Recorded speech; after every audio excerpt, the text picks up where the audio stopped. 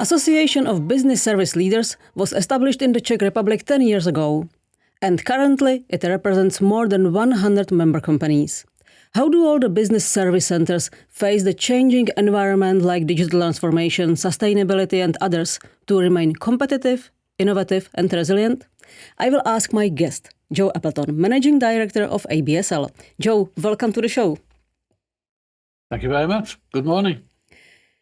What are the key priorities for the Czech business service centers? I mean, in terms of innovation, skilled talent, or for example, global market integration? Yeah. According to our latest survey, 2024 survey, our members, the 400 or so business service centers that are here in the Czech Republic, they have three key priorities. They look for talent, they look for digital innovation, and they look for delivering business value. So by talent, they need to find the best people, and I mean the best people globally, not just from the local market. They search the whole world for the people that they need.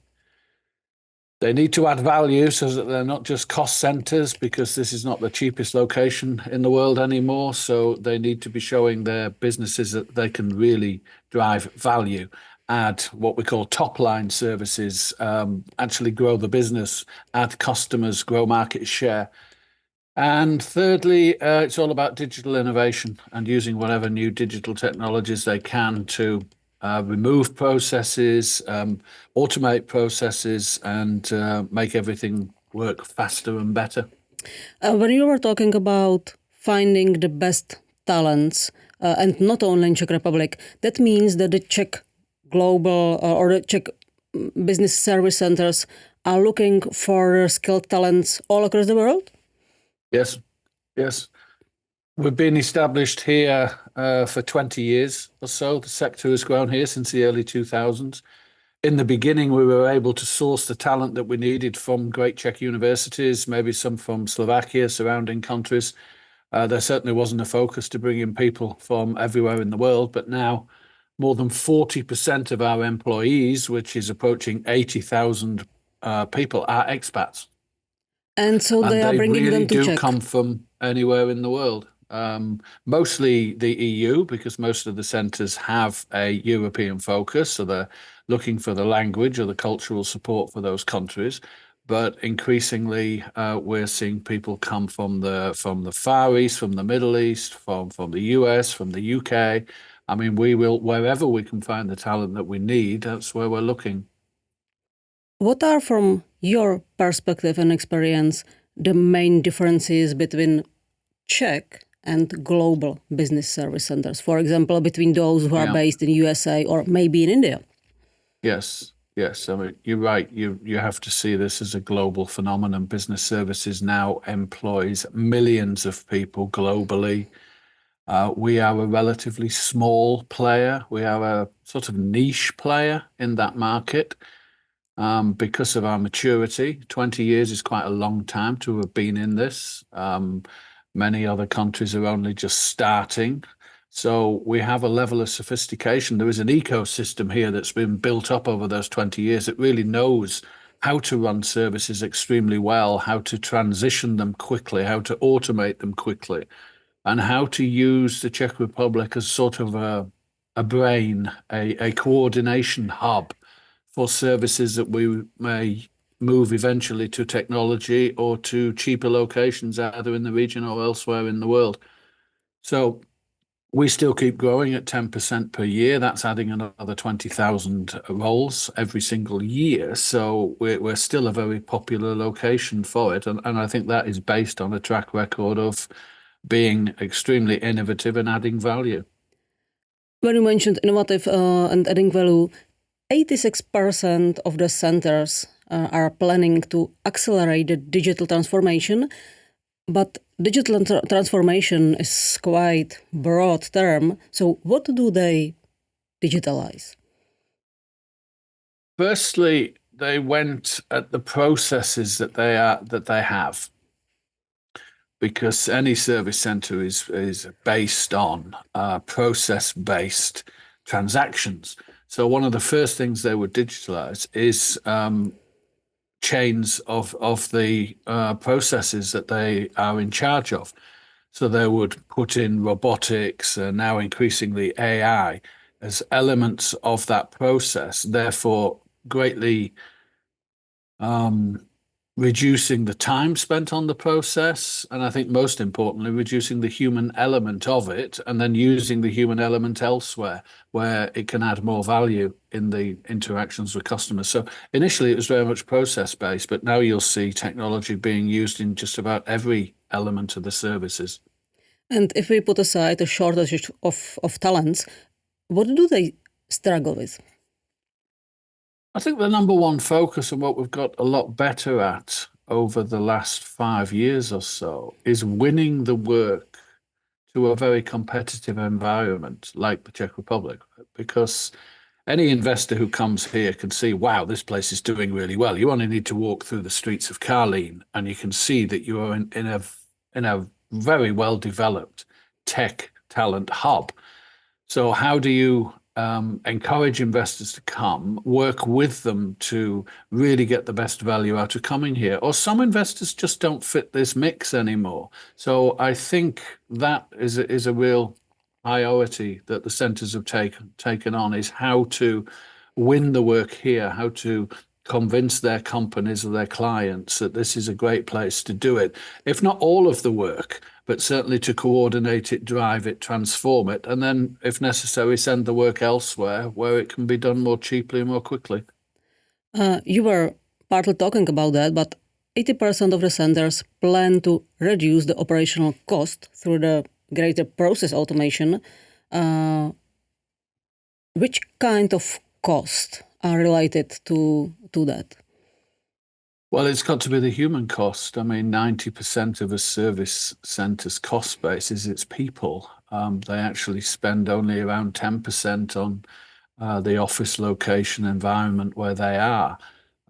So any way to reduce the reliance on the human element, and whereas a lot of people have seen this as a risk in previous years, oh, we're all going to be replaced by robots, we've still continued growing, because what we find is that the people who bring in the robots become robotics experts, and they then find places where those robots can be utilized again. They start to leverage them, and we see more and more technology professionals who are extremely good at that. So they don't just stay, and then we go looking for more to bring them here.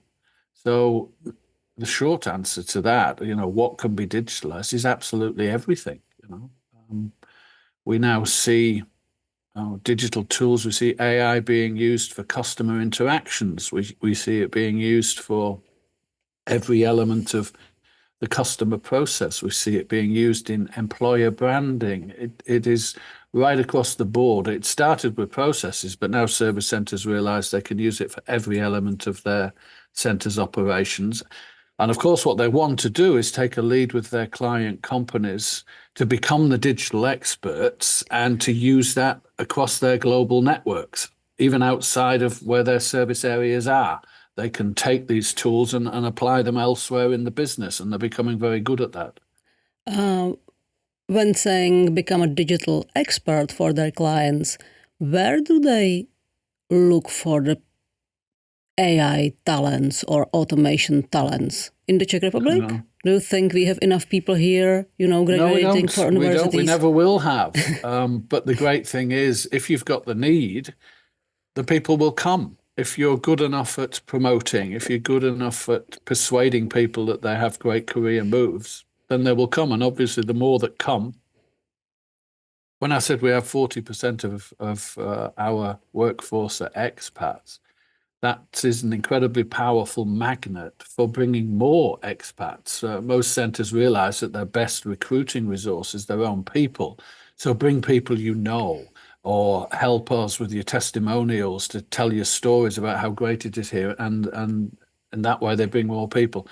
And the other element to it is they develop this digital expertise in-house. A lot of it they will build with their own people. So they will turn finance experts into automation finance experts. They'll take a HR professional and turn them into an AI HR professional. And the great thing is our sector is relatively young, so a lot of people really welcome this career opportunity to become more digital with what they do. So they still take their responsibility in their main area, but they add this technological expertise to it, and that's really exciting. So that continues to attract more people. You're always chasing. You'll never reach a situation where I will never hear. I don't expect to hear, we have enough people, we don't need any more. You're always out there looking, but we've become extremely good at finding the people we need. Okay, anyway, this would mean that the market is saturated. Okay, so yes, maybe no one of them wants the market to be saturated, not to have the growing absolutely demand. And the key element to all of this success story is the attractiveness of the Czech Republic as a place to do business, as a place to live and work. Because if you're going to bring in 80,000 expats, you need to give them a good quality of life. They need to feel safe here. They need to have the level of services that if you look at the success stories in particular, I've mentioned Carlin already, but go to Brno and feel the power of Brno. And that city is hugely powered by services, by the services sector there. They have more than 30% of all of our centres are in Brno. And that is very attractive in continuing to bring great people here. ABSL also runs Fusion Digital program to educate these people. Yeah. What was the purpose at the beginning? I have a board of directors who run some of the biggest service centres here, and their job really is to make sure that ABSL gives them what they want and they need for their centres. That they act as my North Star, as it were. And they said to me a year ago, we really need a digital acceleration program. We need something that we can put our leaders through, that in a relatively short period of time, we don't have a year or 2 years. We need it quick to give them the fastest, most accelerated view of what digital can mean in the services sector. So they need to be talking to the tech gurus, but they also need to talk to the centres that have done it, that have won awards for it, such as our Diamond Awards, etc. They need to see the best practices. We're not talking about universities because, frankly, digital is moving so quickly. They need to learn from now. And they need to be with centres talking about what they're developing over the next months and very quickly pick up those practices for their own centres. So we put that together as a programme. We had wonderful support from sponsors who would provide that level of digital awareness. So I think we have some of the best out there, including Microsoft, Deloitte, etc., yourselves, Ad Astra. And we take them on a learning curve that, they wouldn't get anywhere else. We have a group of 20 of them, young, very ambitious leaders who want to become much more digital in 6 months, and we take them on that journey. If I understand it well, this program is not free. They have to pay for it, right? Yes. I mean, you can't provide high levels of digital expertise like that for free. It costs something to involve the partners that we have to design a program that is really state of the art. I'm just really proud that it's the very first program of its type in this region.